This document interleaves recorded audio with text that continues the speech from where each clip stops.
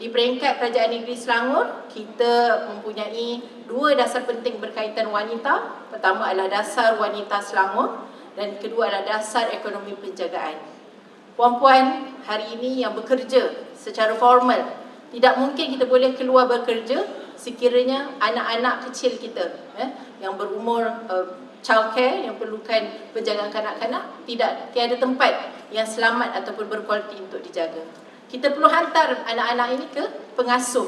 Kita perlu hantar anak kita ke taska ataupun ke tadika, atau yang bersekolah perlu dihantar ke transit sekiranya kita memilih untuk bekerja formal 8 to 5, 8 hingga 5 petang. Maka penjagaan ini adalah dari sektor 95%-nya adalah wanita, perlu kita martabatkan. Sebab itu untuk kita memastikan wanita berada di sektor formal, kita juga perlu mengiktiraf wanita yang di sektor tidak formal, iaitu penjagaan. Dan itulah dasar ekonomi penjagaan yang sedang kita laksanakan di peringkat kerajaan negeri.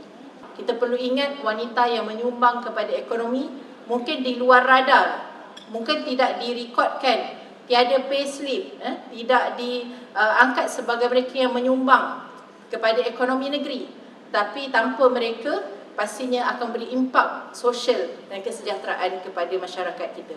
Sebab itu, dalam dasar negeri, kita harus terus menggalakkan lebih ramai wanita untuk kembali bekerja. Formatnya bagaimana? Itu pelbagai dan kreatif terpulang kepada kita.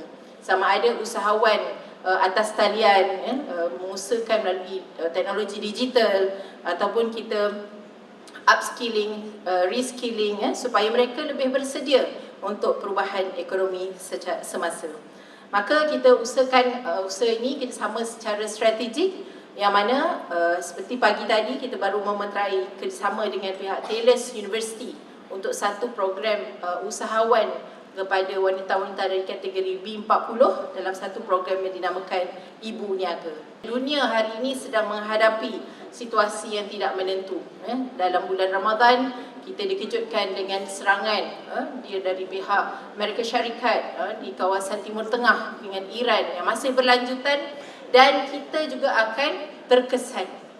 Meskipun ia adalah jauh di negara di Timur Tengah, tetapi kesan daripada kenaikan harga minyak, petrol dan diesel akan mengesani kita dari segi harga barang dan sebagainya. Mungkin kita sebagai ibu-ibu, sebagai wanita, peringatan kita adalah berjimat cermat, sebab kita tidak tahu apa yang akan berlaku dalam 4-5 bulan yang akan datang. Jadi bagaimana kita sebagai wanita yang diberdayakan, yang mempunyai keupayaan untuk merancang, menjaga domestic affairs. Kalau kita sebut urusan rumah tangga itu bukan sahaja tentang urusan di dapur, tetapi bagaimana kita merancang dan sama-sama membantu ahli keluarga kita yang lelaki untuk memastikan kita sebagai penampan kepada konflik-konflik yang mungkin akan datang disebabkan kenaikan harga barang dan sebagainya.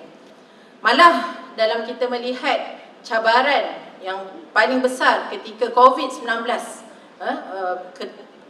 isu ekonomi dan sebagainya, malah pagi tadi juga dibicarakan tentang keselamatan wanita, terutamanya kesihatan mental dari segi mengelak daripada keganasan rumah tangga dan sebagainya. Saya kira ini adalah pengajaran untuk kita menjaga daya tahan ekonomi keluarga.